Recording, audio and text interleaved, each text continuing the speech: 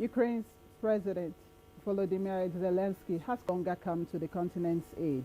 Speaking at the Munich Security Conference, he said U.S. Vice President J.D. Vance had made it clear the old relationship between Europe and America was ending and the continent needs to adjust to that. He also said Ukraine would never accept deals made behind its backs without their involvement.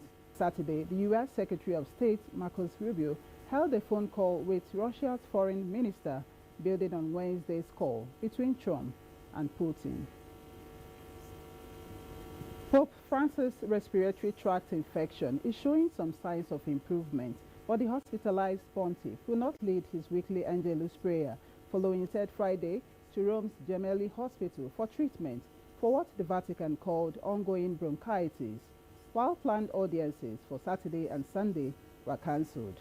Today's laboratory tests show improvement in some values, it's added. Doctors had prescribed absolute rest, so Francis will not leave Sunday. Earlier on Saturday morning, Francis took communion and then alternated rest with prayer and reading, it said. Ahead of his hospitalization, Francis had been seen breathless while reading speeches aloud and had delegated officials to read them on his behalf. At the hospital where Francis is occupying a special suite just for popes with its own chapel, family members of other patients wished the pontiff well. The Argentine pontiff, who had part of one of his lungs removed as a young man, has increasingly been plagued by health issues in recent years, despite continuing to maintain a busy schedule. A crash at New Delhi's railway station has left around 18 people dead and at least 10 injured. Thousands of people reportedly crammed into the railway station on Saturday night as they tried to board delayed trains. 4 of the victims were children, while 10 were women, were with all those who have lost their loved ones in a post on X. Crowd crushes are common in India, where there is frequent overcrowding at religious events, festivals and public spaces. The incident comes week after 30 people were killed in a pre-dawn crush at the religious festival Kumbh Mela in northern India. Nigeria is taking a significant step towards promoting inclusivity in climate change responses with the Advocacy for Women with Disabilities Initiative, AUDI, leading the charge. The organization has launched the Inclusive Climate Action Team, which aims to ensure that women and girls with disabilities are not left behind in climate discussions and decisions. Gofan Ugwai reports.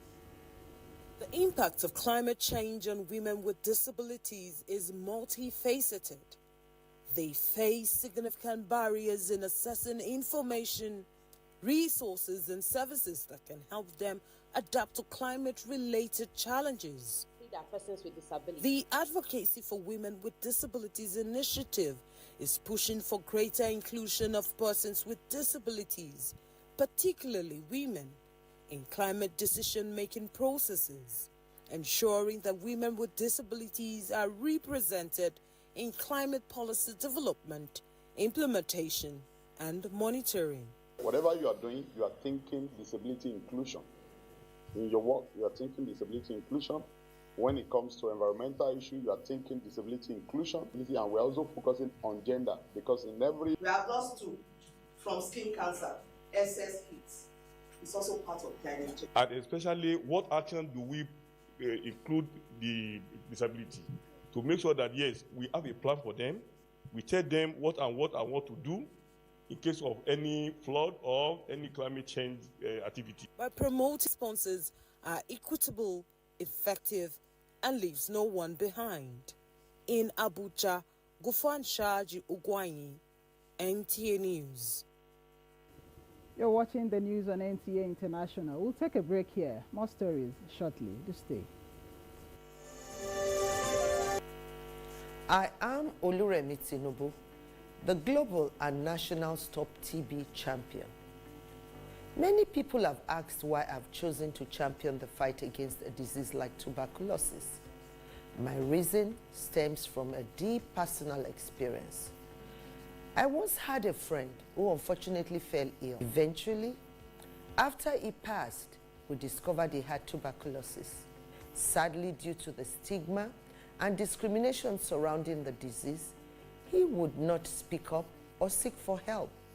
His death was a painful reminder that we could have intervened and saved a life if only we had known earlier. Tuberculosis is an airborne disease that primarily affects the lungs. Airborne means anyone, regardless of their social-economic status, can contract it. In Nigeria, one person dies of TB-related illness every 7 minutes, amounting to 206 deaths every day. Globally, one person succumbs to TB every 25 seconds, which is a staggering 3,456 lives lost daily. These deaths are entirely preventable because TB is curable if detected and treated early. If you or someone you know has been coughing for 2 weeks or more,